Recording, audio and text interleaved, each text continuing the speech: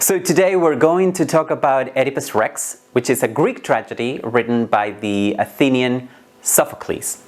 Oedipus Rex is also known as Oedipus Tyrannus or Oedipus the King and premiered around 429 BC and continues to be performed to this day. Oedipus Rex is Sophocles' best-known play. My understanding is that what we now call Greek theater was actually a phenomenon that took place in Athens. So let's talk about Athenian theater a little bit so we can understand the context in which Oedipus Rex was first performed.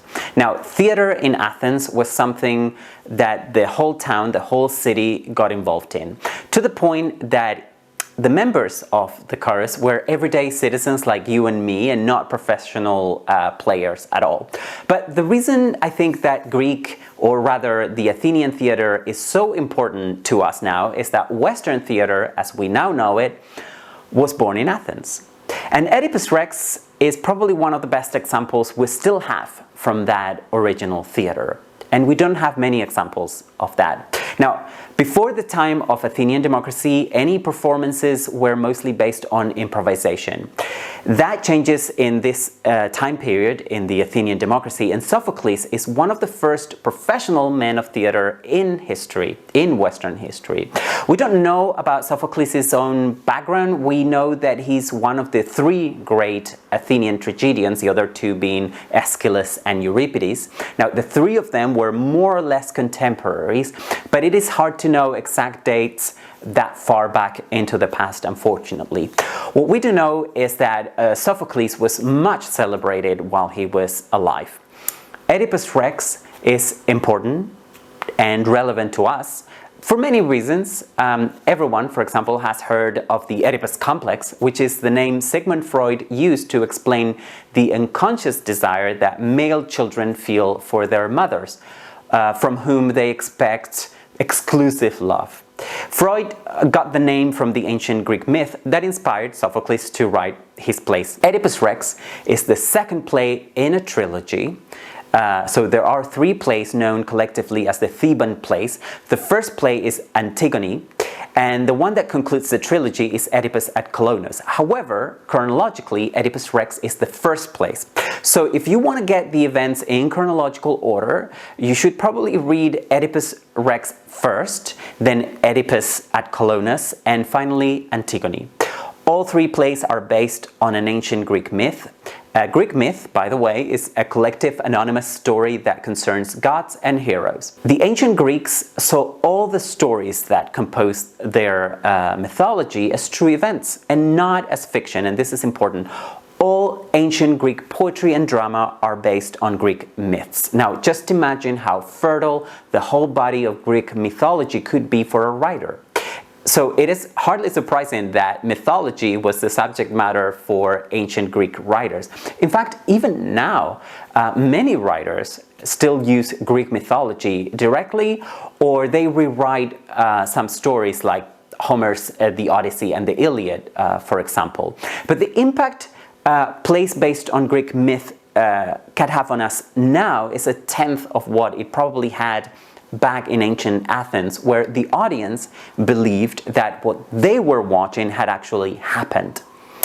The shame is that, unfortunately, a lot of tragedies, probably most of them, have been lost over time.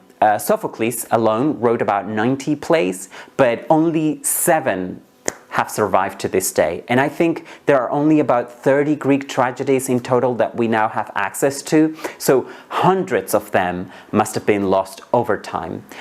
There were also likely a lot more tragedies based on the Oedipus myth by other authors other than Sophocles too. And this is something we should bear in mind. Sophocles is writing about an earlier myth. He does not invent the myth, okay? For example, the Oedipus myth is also mentioned in the Odyssey and the Iliad. And that means that everyone watching the play's original performance knew the myth perfectly well beforehand, which is not always the case for people who watch or read the play in 2021, of course. Now, whether you need to know about the Oedipus myth before reading the play or not is really up to you. You can choose to read up on it before reading the play or just read the play. The problem is that if you read the play without knowing the myth, you might miss on a lot of its significance. As for me, I am not going to tell you what the Oedipus myth is because I don't want to be accused of spoiling the play. It is easy anyway to find information on Greek myths online if you're interested. Now, another important thing is that there isn't a myth canon. So the Oedipus myth could be told in different ways, with different details and with a different emphasis on different aspects of it. So Sophocles' play is not the standard. It is just one version of the myth. That way, even if you know the myth and if you know what it is, you will still be amazed about how Sophocles tells it. Now, Oedipus Rex and the other two plays in the trilogy are not for the faint of heart. There is incest, murder, suicide. The play deals with the consequences of ignoring the truth, and one of its major themes is free will and its limits. I think the biggest challenge for anyone reading Oedipus Rex now would be to get their heads around the mentality of the time. For instance, very few people now believe in prophecies, right? Yet prophecy is at the center of both the myth and the play. But Oedipus Rex is more than 2,000 years old. That's why I would suggest you read up a little bit on Greek mythology before you read the play, unless you already have a background, of course, on ancient Greek culture and already know a lot about it.